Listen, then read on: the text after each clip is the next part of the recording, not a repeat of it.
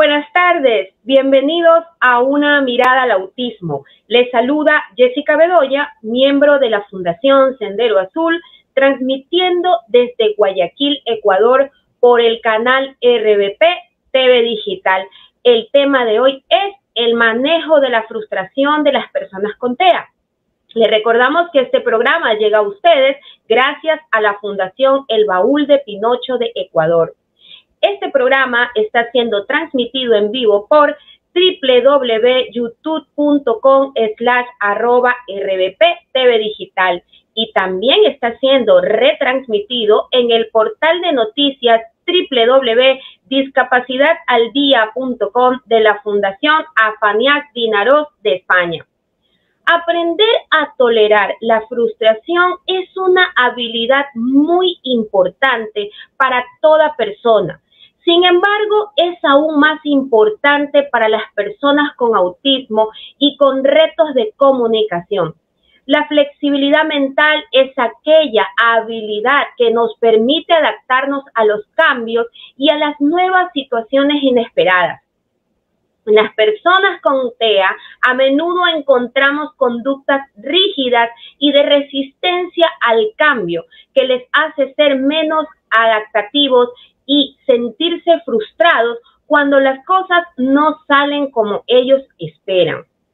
El pensamiento en el autismo es concreto, literal y absoluto. Las situaciones predecibles y que permanecen constantes hacen que la persona con autismo se sienta seguro. Y por el contrario, la variabilidad crea inseguridad.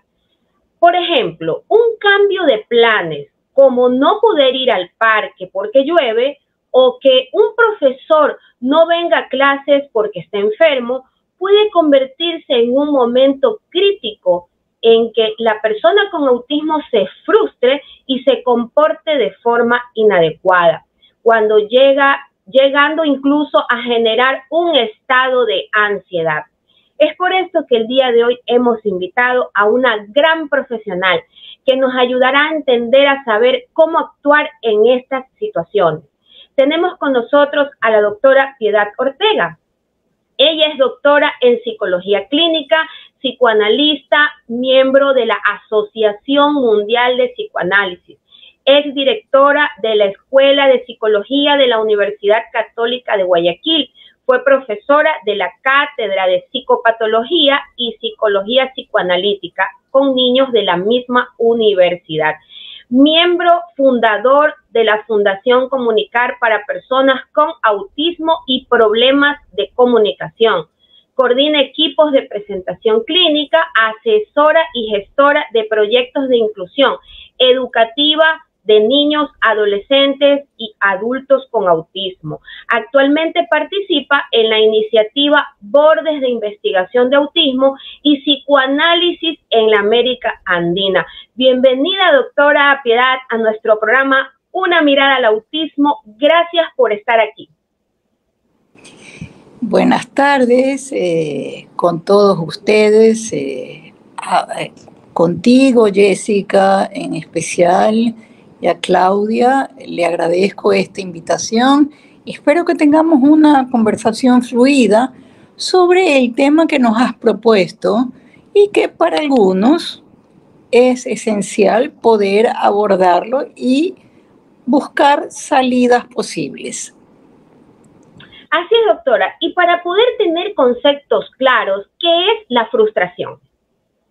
Bueno, creo que de entrada, te digo, diste una explicación bastante clara sobre qué era la frustración. Voy a hacer nada más que pequeñas puntualizaciones, porque me pareció que lo hiciste muy bien, ¿ya? ¿Quién no se ha frustrado en la vida? Todos, en primera instancia, y lo vemos desde el niño pequeñito, cuando el niño pequeñito no obtiene un objeto para su necesidad. Digamos, un niño que se demora en darle de lactar, en darle su mamadera o su papilla. La demora del cumplimiento de esa necesidad que después cuando son mayores ya no se transforma solamente en una necesidad, sino que el niño cuando adquiere un poco de lenguaje o paulatinamente más lenguaje, va a demandar, va a pedir específicamente vía el lenguaje, es decir, uno puede ver del berrinche, del ponerse moradito de pequeño, de pasar a producir esos primeros laleos y balbuceos, con la cual ya vemos que hay un inicio de lenguaje para obtener algo que el niño ya no solamente es un objeto para su necesidad, es que también ya aparece otra cosa, se demanda otra cosa. Se demanda que la mamá regrese al cuarto, se demanda, es decir, ya no estamos relacionados con objetos de la necesidad.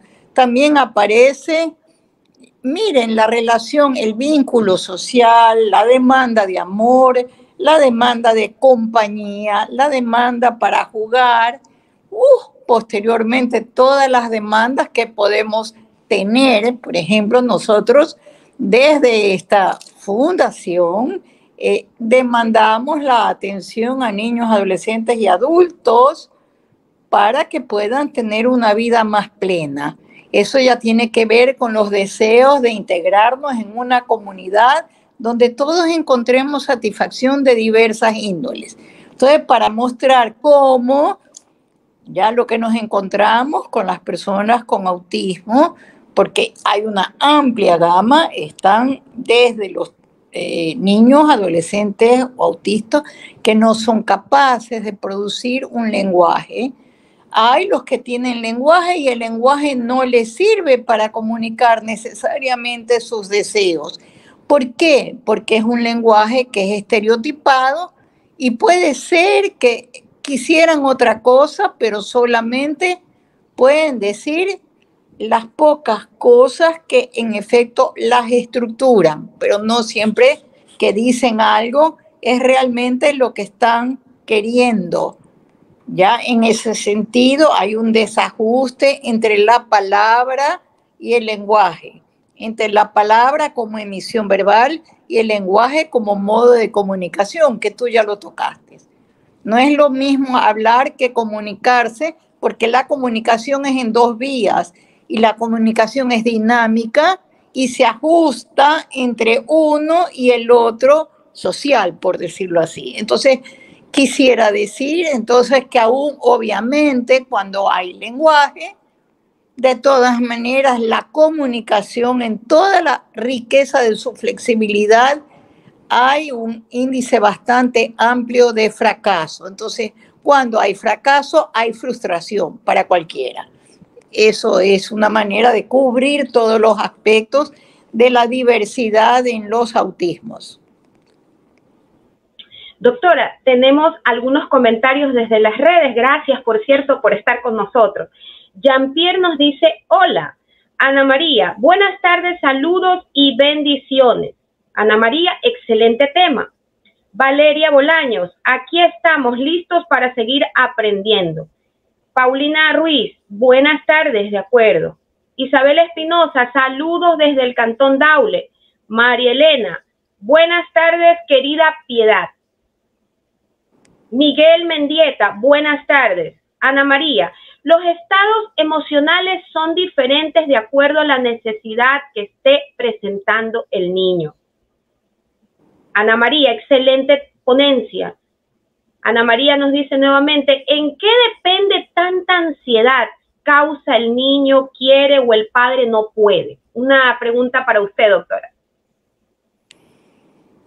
Yo diría que va por los dos lados, ya en el sentido de que creo que cuando hablemos de frustración en estas circunstancias, vamos a tener que hablar de las que tienen los niños y de las que tienen los padres. Soy una madre de un joven, no un joven, un hombre de 40 años que es un autista que no habla. Entonces, tengo, sea por mi rol de profesional, pero tengo una especial simpatía por los padres que pasamos por estas circunstancias.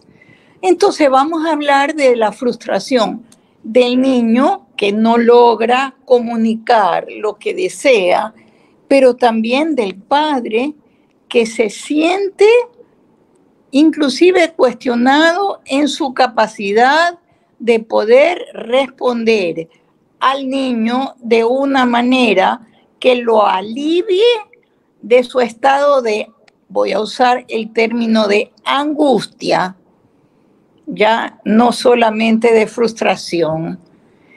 Y voy a usar el término de angustia porque hay muchas conductas o muchas maneras del niño autista de tratar de tranquilizarse vía justamente de cosas que para él son ciertas, como los movimientos repetitivos. También cuando tienen la certeza de que hay ya en casos de chicos muy o adultos con un pensamiento más complejo, pero siempre vamos a ver que hay una limitación en el rango de sus intereses. Es decir, que aun cuando hayan desarrollado un lenguaje muy amplio, podríamos decir que cada uno de ellos tiene sus intereses específicos, que son algunos, son unos pocos. Entonces, puede ser que los miembros de una sociedad lo sientan repetitivo, lo sientan necio, los padres también se cansen de hablar lo mismo y lo mismo y lo mismo. Pero lo que es interesante, que en ese hablar lo mismo, también podemos pensarlo como que es un islote de competencia, es decir, son áreas en las que ellos pueden profundizar mucho, porque justamente se distraen poco con otras cosas que no están dentro de sus intereses. Entonces, yo sí quisiera hacer un énfasis en que aquello que puede parecer una dificultad, si uno la puede ver como una característica más que como una dificultad, puede acompañar mejor a estas personas a desarrollar esos intereses específicos, a ampliar estos islotes de competencia, que a veces esos islotes se convierten ya en unas islas grandes porque se relacionan unas competencias con otras competencias. Y eso es más fácil verlo en estos genios matemáticos que se encuentran dentro del espectro autístico, que pueden ir muy lejos porque tienen justamente en su trabajo de iteración algo, de repetición, algo nuevo encuentran y tienen una dedicación absoluta a aquello que encuentran que los satisface mucho. Es decir, que lo que se considera una debilidad, habría que observar bien la vía de que a lo mejor por ahí está la posibilidad de encontrar y llevar una vía fecunda. Doctora, entonces es muy común la frustración en las personas con autismo. Pero por supuesto, tanto para ellos como para la gente que vive cerca de ellos y esperan una mayor flexibilidad ya en su pensamiento o en su manera de actuar con el mundo.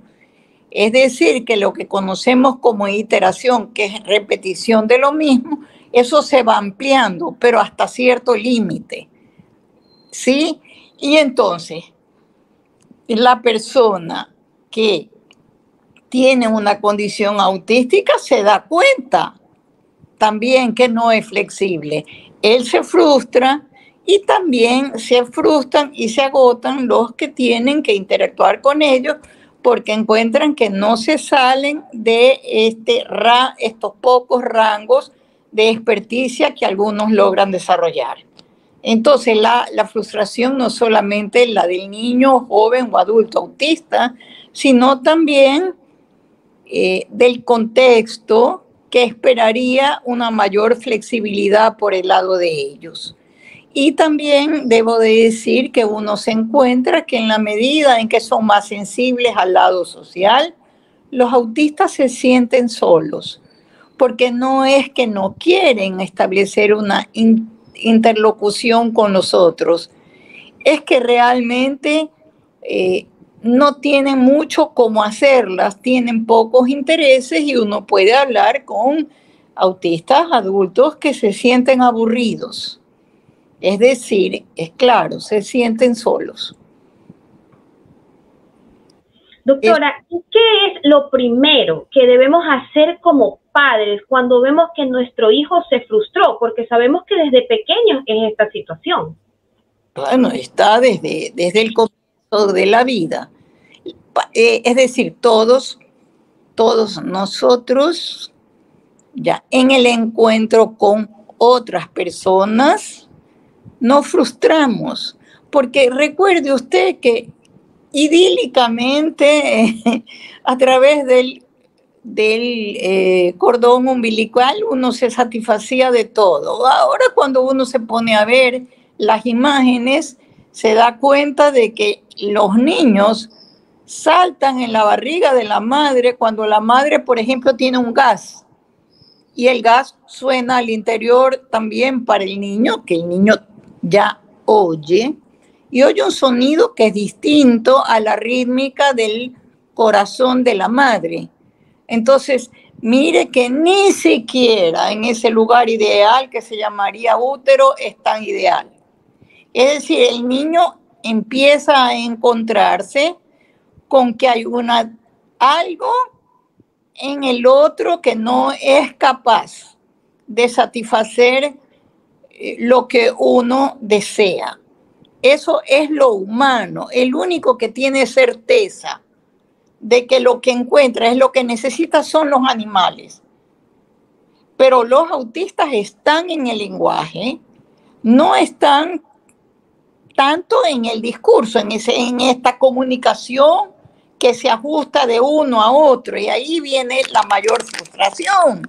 Y es que entonces el niño necesita algo y no obtiene ni lo que necesita, ni lo que desea, ni lo que ansía muchas veces. ¿Usted se acuerda de esa canción que le cantaron a lo mejor a ustedes chiquitos o a ustedes oyentes?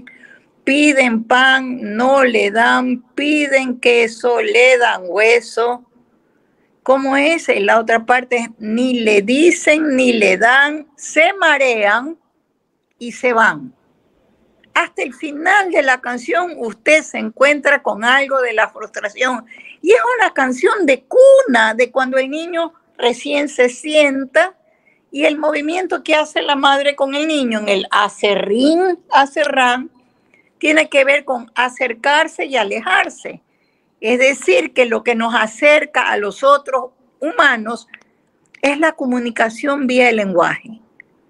Y cuando no podemos obtenerla, entonces uno se encierra en su mundo y los autistas se encierran en sí mismos, en su imposibilidad o a lo mejor también en su posibilidad de que es todo lo que pueden hacer y el mundo externo les resulta hostil porque no los puede satisfacer. Entonces se alza más lo que llamaríamos la defensa autística, porque el mundo le resulta desde muy pequeño al niño muy frustrante, para retomar su término tan bonito. El anticipar las cosas que de pronto va a hacer nuestro hijo con autismo ayudaría a que no se frustre.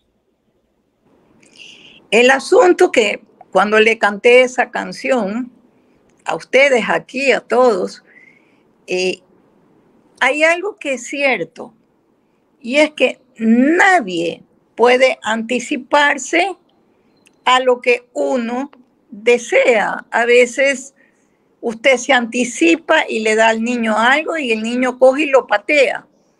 Entonces, y aún en los humanos, ¿usted no le ha pasado a veces que está como inquieta y no sabe por qué está inquieta? Y toma algún tiempo hasta darse cuenta, en el mejor de los casos, que la tiene inquieta. Por ejemplo, hace un rato hubo un pequeño movimiento telúrico, ¿verdad? Hubo un remesón.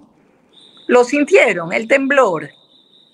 Hay mucha gente que no sintió, otros que lo sintieron y no le dieron mayor importancia, y otros que ese pequeño movimiento los aterroriza. Para que vea que usted ni siquiera en el contexto humano tenemos respuestas idénticas. Entonces, adelantarnos, también el problema de adelantarnos tanto puede ser un obstáculo a que el chico intente comunicarse de alguna manera. Yo les propongo una cosa distinta. Observen a ese niño, ¿ya? Observen a ese hijo, a ese sobrino, a ese alumno que está en una clase. Observe qué intereses tiene. Alguno tiene, aunque sea mover así. Para empezar, por ejemplo, en una clase lo primero que puede pensar el maestro es que tiene que quitarle ese lápiz porque eso no es parte de la clase y está distraído. Curiosamente, a lo mejor este movimiento, que es de una descarga motriz, permite tener atención. A nadie se le ocurre, a un adulto, que cuando quiere estar muy, muy concentrado, mueve un pie. Usted se ha visto que hay adultos que mueven un pie. Sí, doctora. ¿Ya? Hay otros que cuando están tensos hacen esto. Algún movimiento para poder descargar un poco una energía que no está ligada a la conferencia, por ejemplo, usted entonces libera esa energía con un movimiento motriz, que como le digo, en el adulto no puede mover los pies, ya, pero el niño usualmente va a ser así. No porque haga así, ya, es que está distraído. A lo mejor ese movimiento le permite estar atento. Entonces, los padres y los maestros tenemos que fijarnos qué uso tiene ese movimiento. Si es un movimiento, por ejemplo, que es porque quiere algo, a veces podría ser un poco raro, porque más vale los autistas no están esperando, cuando ya caminan, no están esperando que uno les dé las cosas, van, la buscan y la cogen. Al contrario, no está, como no confían en el lenguaje del otro, porque el otro no los entiende, ni ellos tienen cómo hacerse entender, más vale irían por el lado de ir a coger, a arranchar, cosa que puede incomodarnos mucho. Me explico, pero hay los niños y los adolescentes y los adultos autistas, como todos nosotros también, tenemos un cierto lenguaje corporal o de decir poco con referencia hacia dónde nos queremos dirigir, ¿ya? Entonces hay que tratar de familiarizarse un poco más por algunas expresiones verbales o no verbales con las que el niño autista intenta o regularse a sí mismo o querer saber, querer transmitir algo de lo que él quiere, ¿ya? Como no es tan difícil porque sus intereses por los objetos son limitados. Entonces, hay que saber que no tanto es entregárselos, ¿ya? Sino que esas cosas que a él le interesen estén más o menos a la mano para que él pueda dirigirse hacia esas cosas o emitir algún sonido o decir alguna palabra, que sería un modo de empezar a instaurar un mínimo de comunicación. Es decir, contrario a lo que se piensa que es el adulto el que le enseña al autista, es al revés. Yo diría que nos enseñan los autistas a nosotros. Nosotros somos los que tenemos que aprender cómo ellos van modificando su modo de comunicación ya, para poder leer qué les pasa. Una pequeño detalle, por ejemplo, mi hijo, él sabe que solo habemos dos personas que entendemos cuando él no se siente físicamente bien. Entonces, si yo estoy en un sitio y él está con un poco de cólico de gases, porque es un poco alérgico, condición que es bastante común con algunos autistas, él lo que hace es se me acerca y en el oído me erupta. Él sabe que eruptar delante de todas las personas no puede hacerlo. Entonces, de chico, cuando él empezaba a eruptar, yo le hacía así, aquí. Hoy, que es un hombre de 40 años, me busca a mí o a otra persona de su confianza y le erupta bajito en el oído, como diciendo, generalmente a él le funciona el agua de anís, eso es, dame agua de anís. Sí, entonces, tenemos que ser dócil a los autistas, debemos tratar más vale de aprender de ellos, cómo ellos empiezan a establecer una comunicación, por mínima que sea, con uno y no con otra persona. ¿Me explico? Sí. Y por ahí vamos ampliando lo que yo llamo sus intereses específicos. No yo, es un planteamiento de algunos autores, entre estos Eric Laurent, lo plantea Jean-Claude Maleval, lo plantea Jacques Alain Miller, o sea, cómo de alguna manera tenemos que ser lectores nosotros de sus modos de comunicarse para que, pudiendo leer su modo de comunicación, ahí sí los ayudemos a ampliarlo, y eso sí podemos hacer. ¿Ya? Doctora, tenemos más consultas desde las redes, vamos a tratar de ser como más breves en responder para poder leer todas las preguntas. Todas no creo que podamos, porque además hay tiempo que son muy relacionadas, ¿no? Entonces más vale creo que tendremos que escoger las que de alguna manera en esta conversación no hemos respondido. ¿Ya? Sí, doctora. Ya. Okay. Tenemos a Concepción López, nos dice, buenas tardes. Mi pregunta sería, ¿cómo lidiar con la frustración de nuestros hijos ante situaciones del diario vivir?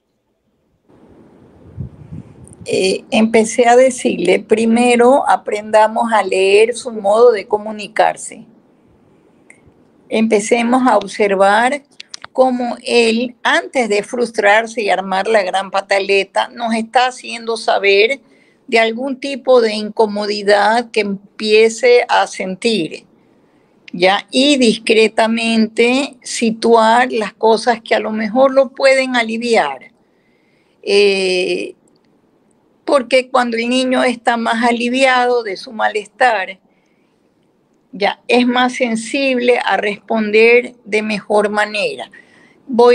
Tengo que ser, más vale quisiera que alguien me explique específicamente algún ejemplo, porque por ejemplo yo le diría que una dificultad grave, por ejemplo, con el niño pequeño es a la hora de que hay que llevarlo a algún lugar y es difícil vestirlo.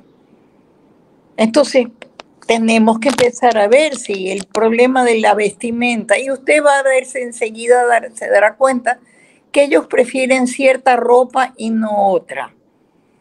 Y uno tiene que preguntarse, es que puede ser una razón que solamente le guste vestirse de celeste. ¿Y cuál es el problema? Eso no, porque alguien no podría vestirse de celeste todo el tiempo. Eso, hay otras cosas que son más importantes. Hay muchos que porque tienen unas hipersensibilidades no les gusta ponerse camiseta con cuello. Yo particularmente no me gusta mucho el cuello, mírenme. Ya, peor en estos calores. ¿Por qué no ponerle una camiseta sin cuello? ¿Me explico? ¿Por qué preocuparse tanto de un pantalón con cierre? ¿Por qué no un pulón? Ahora que se usa esta ropa tan suavita y tan rica que es para la ropa de hacer gimnasia. Me explico, hay que ir siendo dóciles a sus preferencias porque seguramente tienen que ver con esta hipersensibilidad, ya, frente a lo que les resulta extraño o incómodo a su borde corporal, ¿ya? Entonces, lo que yo les digo, al ser dócil y ver por dónde ellos mismos van encontrando cosas que les permiten estar en el mundo de la buena manera, pero no insistir en que las cosas sean muy nuevas o igual a todo el mundo, sino que pudiendo ser similar a lo de los otros, puede tener una pequeña diferencia que no le hace daño a nadie. De todas maneras, en la vida adulta, uno elige cómo quiere vestirse. Ya no hay ningún problema en este rato que todo el mundo se pone zapatos de caucho. Por ejemplo, si nosotros tomáramos en cuenta las sensibilidades de ellos y adaptarnos un poco a esas sensibilidades, que el problema es que ningún niño pequeño con autista es igual al otro. Entonces no hay recetas, yo no les puedo dar recetas. Lo que les puedo decir, son chicos que tienen dificultades con su propio cuerpo. Es decir, que cuando hay algo del cuerpo que los molesta, pueden armar una pataleta. Tienen dificultades a veces con los objetos, con ciertos objetos que les producen rechazo, ¿ya? Y en cambio hay unos que les encanta. Entonces, ¿cómo los padres tenemos que hacer para ir ampliando su rasgo de intereses? ¿Ya? Entonces, ahí vamos por el lado de los objetos. Sí, quieren el mismo juguete.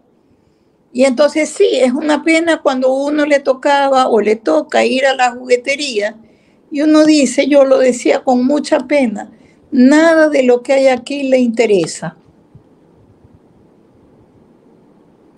Me podía dar ganas de llorar, ¿sí?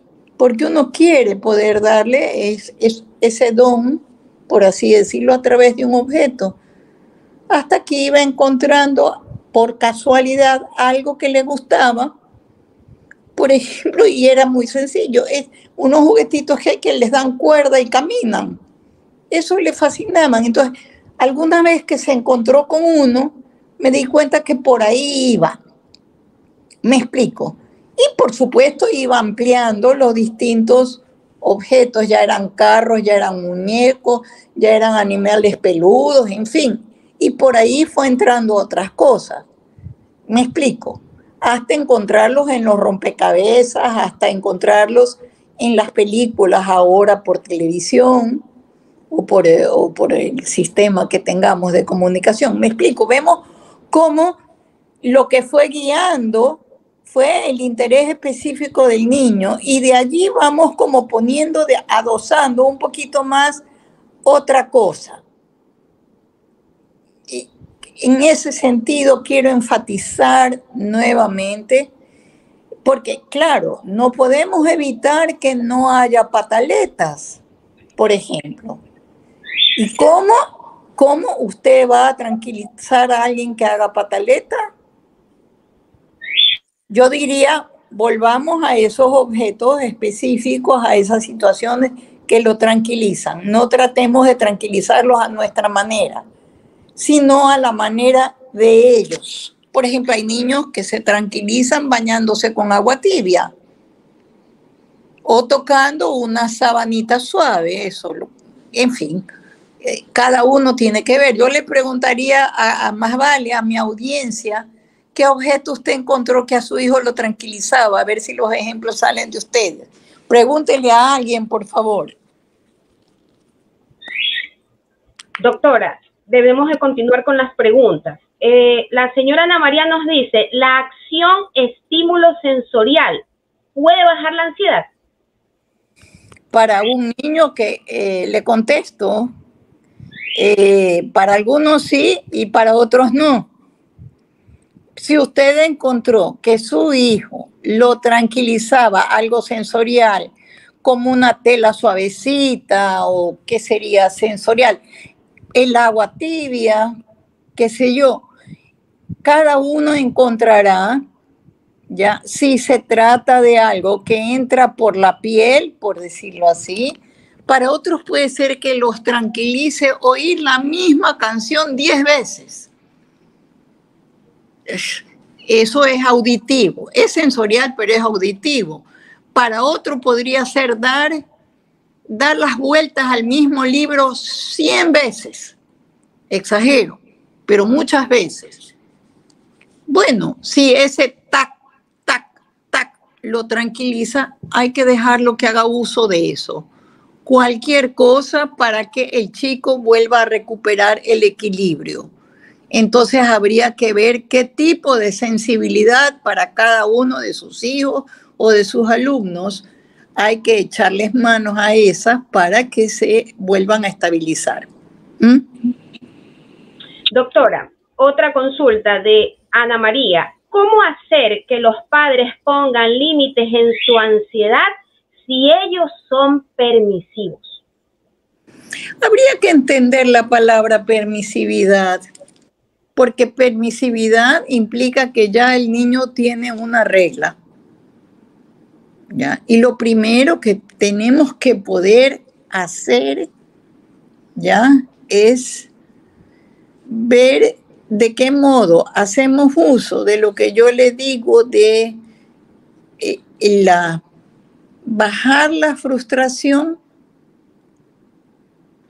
para que ahí esté más abierto a lo que nosotros podamos indicar y por ahí empezar a incluir la pequeña regla. Por ejemplo, si un niño tiene mucha hambre, uno puede pasar yo le llamaría a esta frustración que es producto de un goce sin límites, ¿ya? Como por ejemplo, ya mayorcitos, uno puede decir, por ejemplo, de un niño que para tranquilizarse, que pasa mucho, come y come y come y come hasta que vomita.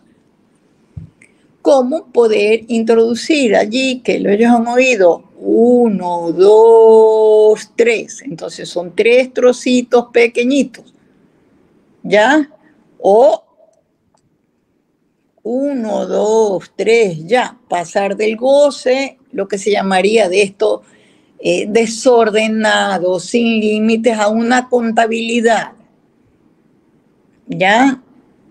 Y lo entienden, 1, 2, 3, ya, ¿ya? Es decir, hay que buscar la manera, y tiene usted toda la razón, no es que ser permisivo, es cómo logramos nosotros, a partir de lo que vemos del niño, empezar a administrar un cierto ordenamiento en la vida de ellos. Pero para que se puedan ordenar,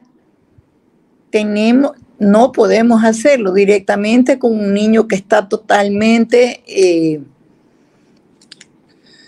fuera de sí, por decirlo así, con una pataleta producto de no tener ningún límite ni con el cuerpo ni con los afectos. No es ese el momento, habrá que esperar que se calme y habrá que empezar a ver cómo más vale podemos introducirnos en las rutinas de ellos, por ejemplo, para irlas regulando. Por ejemplo, a un niño que es muy hambriento, uno deja más vale, por decirle, 2 manzanas en un charol. Cuando va a coger, decirle, hay 2. 1, se acabó. 2, no hay más.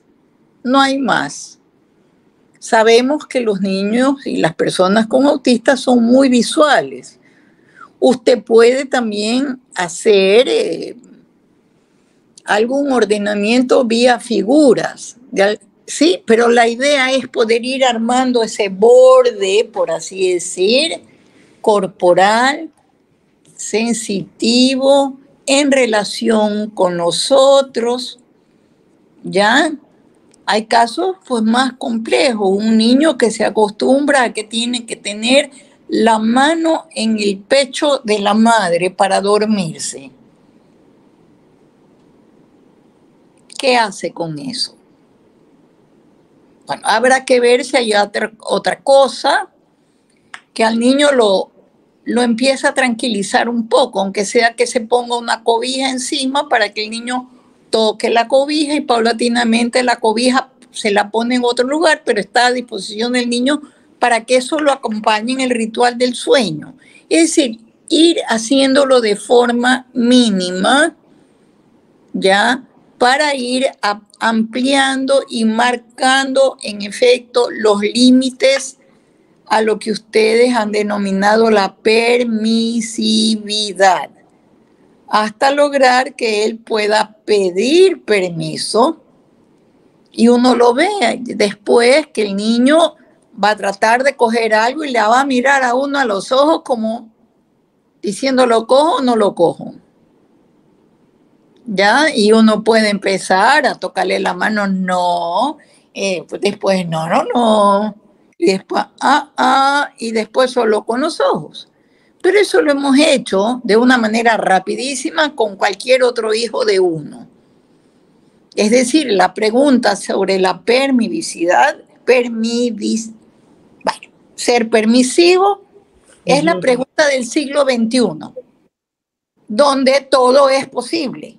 Entonces, la pregunta que ustedes me están haciendo hoy con respecto a los autistas, yo le diría, es la pregunta del siglo XXI, por ejemplo, para los adolescentes o también para los niños chiquitos en términos de cuántas horas los vamos a dejar estar en el celular. ¿Sí? Entonces, doctora, sí, la pregunta es válida. De repente puede ser también en el caso de un niño que le encanten los helados y muchas veces los papás accedemos inmediatamente a darle el helado para que se calme, para que no haga el berrinche. Quizás ahí sí somos permisivos porque estamos reforzando una conducta negativa. A ver, negativa, ¿en qué contexto? Porque constantemente el helado. A ver, puede demorar la respuesta. No hay nada de malo si un niño toma todos los días un helado. Ya, supongamos decirle, ya, vamos a dar una vuelta y ahí te doy el helado.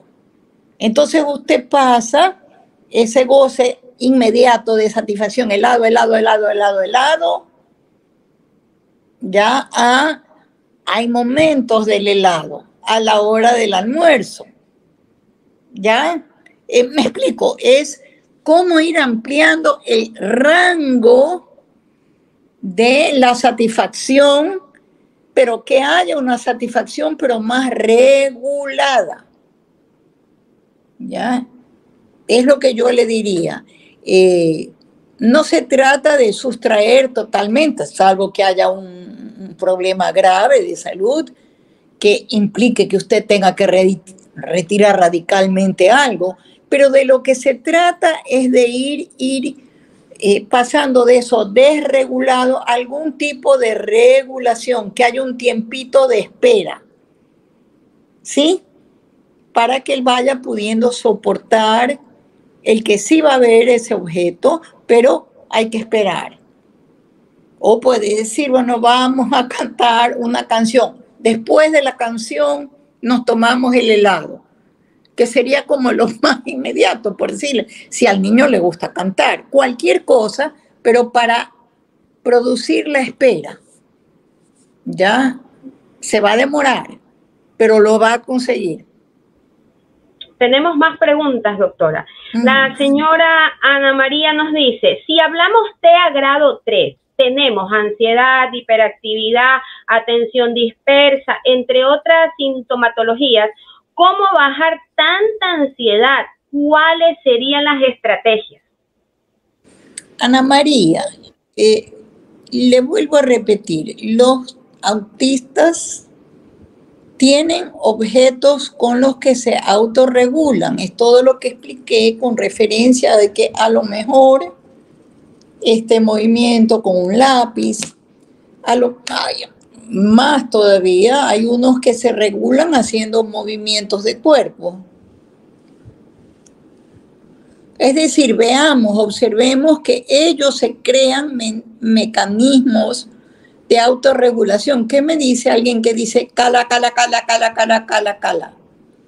cómo regula que el cala, cala, cala, ya pase a otra cosa, ¿ya? Pues para uno no puede empezar, ¿por qué no? En el caso, algo que yo usaba, o sea, pasar para cala, cala, calama, cala, cala, calama, y de repente aparecía un calamar, ¿ya? Y después, curiosamente, este niño agarró el calamar y cuando estaba tenso, entonces ya no decía cala, cala, cala, cala, sino que miraba al calamar y hacía así. Es decir, no puedo decirle con cada uno de los niños qué nos tenemos que inventar para favorecer las autorregulaciones. Pero es verdad que tenemos que ser pacientes para que ellas se produzcan. Y esas autorregulaciones son esenciales después para estar incluido en el ámbito de lo escolar también, por supuesto que sí. Ya, pero no puedo decir hay una receta idéntica para todo, al contrario.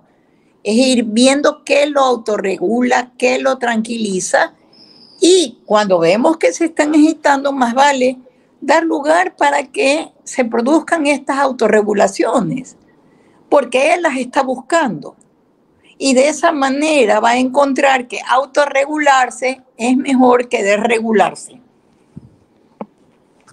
Tenemos saludos desde las redes. La señora Daisy Macías nos dice, saludos desde Puerto Viejo, excelente programa, les deseo muchos éxitos.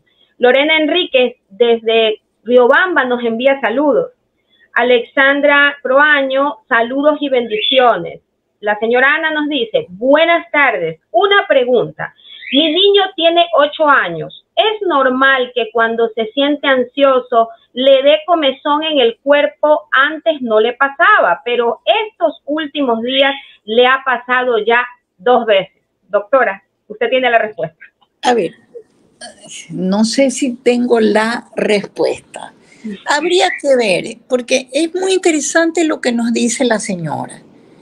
Hace 8 días. La primera pregunta sería, ¿qué pasó hace 8 días? Si él no habla o habla muy poco, cambio no nos puede decir. Ya hace 8 días puede haber habido algún cambio de clima, algún cambio en su rutina, dejó de ir a la institución donde iba, alguien no está en el mundo momentáneamente de él, alguien que momentáneamente salió de la ciudad. Es decir, trate de buscar en primera instancia qué es lo que hace que aparezca esta nueva manera de manifestarse de su niño, para empezar, porque no podemos tampoco decir que puede ser psíquico, puede ser somático o poder apreciar si es un nuevo modo de estabilizarse cuando está angustiado y ver cuáles otros él ha tenido para quitarse esa angustia, para favorecer esos otros que pueden existir. Tenemos que leer primero por qué aparecen o desaparecen ciertos modos de relacionarse de ellos con su cuerpo o con el mundo externo, para ver qué podemos ofrecer con discreción para que haya otros modos de satisfacción, de regulación de ellos mismos. Por eso no le puedo contestar, haga esto, porque lo primero es preguntarse por qué pasó, por qué desde hace 8 días. ¿Ya? Es lo primero que hay que preguntarse, ¿por qué esto apareció? Bien. Tenemos más comentarios, doctora. Concepción López nos dice, saludos desde Libertad, provincia de Santa Elena. Natalie Apolinario, buen día. Mi niño canta mientras hace tareas. Me preocupa que no esté pensando en lo que está aprendiendo y solo haga planas o pase a limpio las clases de forma mecánica sin aprender. ¿Debo dejarle?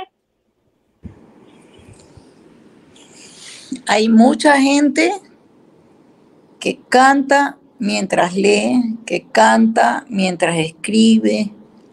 Hay gente que escucha música elevadísima para poder concentrarse. Lo que quiere decir, señora, probablemente es que mantener toda la atención puesta en una actividad que es compleja, también un poco aburrida, puede angustiar, ¿sí?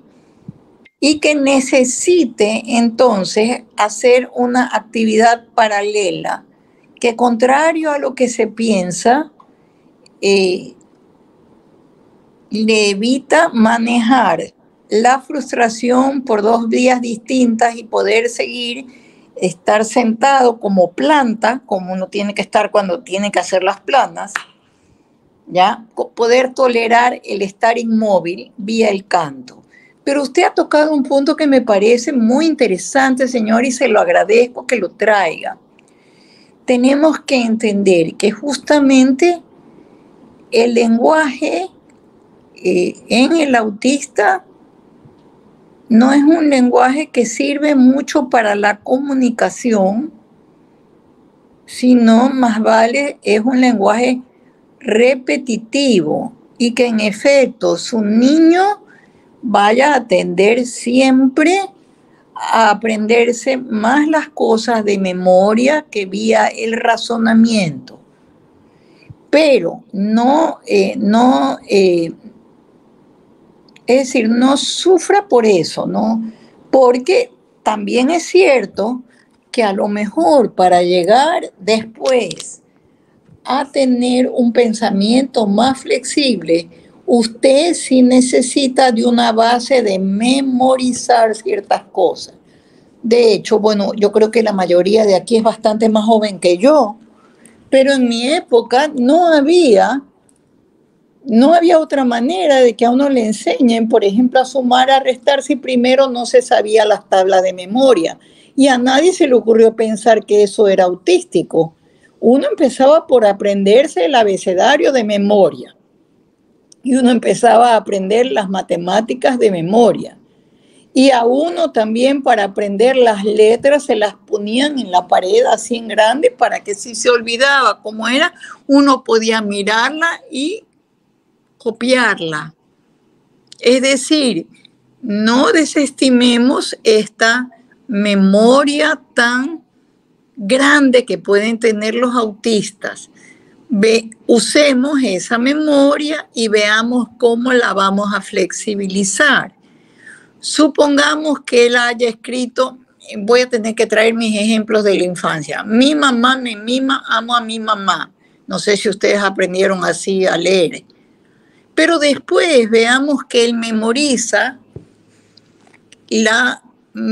por ejemplo, mi ma, hay una diferencia con mamá. Después el niño se puede dar cuenta que mamá se le quita la M y se le quita la M y se le pone la P y la P y es papá. Entonces ya no solamente hay que leer mamá y papá. Alguno de los oyentes puede darse cuenta que hay niños que aprendieron a leer con los rótulos de las carreteras, que vieron el signo, me invento, de las hamburguesas, Burger King, y después apenas ven eso, leen Burger King.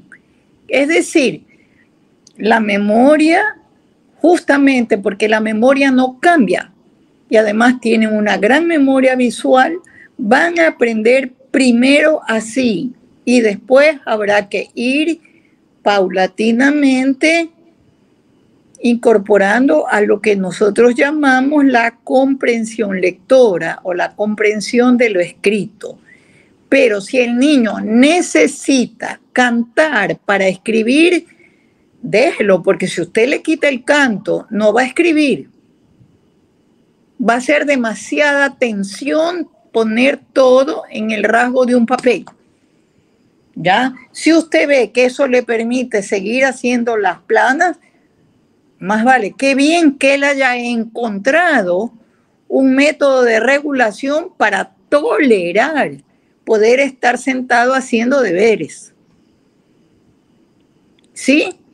Más difícil, créame, que puede ser a veces cuando los niños se quieren levantar a coger algo de la refrigeradora a cada rato, o dicen quiero ir a hacer pipí a cada rato. Me explico. Hay que ver si esa es su modalidad. Sí, más vale hay que sostenerla nomás. Y sí va a tener problemas su hijo con la comprensión lectora probablemente, o con escribir frases espontáneas. Eso es parte de las dificultades en el espectro autístico. Doctora, tenemos más consultas desde las redes. Quisiera que el próximo sábado nos vuelva a acompañar en una segunda parte para poder responder estas preguntas. Mire, el próximo sábado es... Ya, ok. Gracias, doctora. Hasta ahí lo podría acompañar esta vez, porque de ahí me voy de vacaciones. De hecho, voy a salirme de mis vacaciones porque el sábado ya iba a estar de vacaciones, pero puedo coger la llamada desde la playa. ¿Ya? Está bien. Ya, pues, doctora, sí, está bien. Muchas gracias. Y gracias, porque quiere decir que les ha interesado. Sí, doctora, tienen muchísimas dudas los papitos. Bueno, de repente ya nos quedan aproximadamente unos 6 minutos. Sí quisiera que la última pregunta desde las redes le responda a la señora Carmen Espinosa. Saludos a nuestra invitada. Mi hijo de 7 años es muy ansioso. Siempre está en movimiento y le cuesta concentrarse. Solo si es algo que le interesa, ¿es necesario que él vaya al psiquiatra? Usted ha dicho una cosa maravillosa, señora. Solo se concentra en lo que le interesa. Ok. Si él se concentra bastante tiempo en lo que le interesa, no es un problema de lo que llaman ADHD. Es un problema que su mundo de intereses es muy restringido. Hay que ir ayudando a que su rango de intereses se amplíe. Y ayúdese con el que le interesa para ir uniendo cositas adicionales para que se interese por otras. ¿Ya? Pero que sean aledañas, que tengan casi los mismos rasgos, pero inclúyale algo un poquito diferente. ¿Sí? Si usted quiere, consulte con un psiquiatra, pero la preocupación que yo tengo, y debo de decirlo, es el exceso de medicación, que a veces lo que suscita es una especie de aplanamiento de los intereses del niño. Entonces, creo que es importante, si usted va a la consulta, o si desde ahora póngase a escribir y fíjese qué nomás le interesa al niño, porque si el niño en esas cosas está más interesado, quiere decir que sí tiene atención y se queda tranquilo haciéndolo. Pero es obvio que si a usted no le interesan muchas cosas, va a estar, voy a usar una palabra que no es despectiva, como tarantantán de un lado para el otro. Me explico, trate de ver si hay cosas en las que él se concentra más y procúreselas un poco más, porque en efecto es verdad, la atención es algo que uno la puede favorecer. Pero entiendo que si usted está muy desesperada, pueda consultar, pero le advierto que si el niño, y eso tiene que ver porque justamente no hay un borde, ya, que para él, en donde hay cosas de afuera que capturan su interés y por eso hay este movimiento excesivo. Es lo que le puedo decir.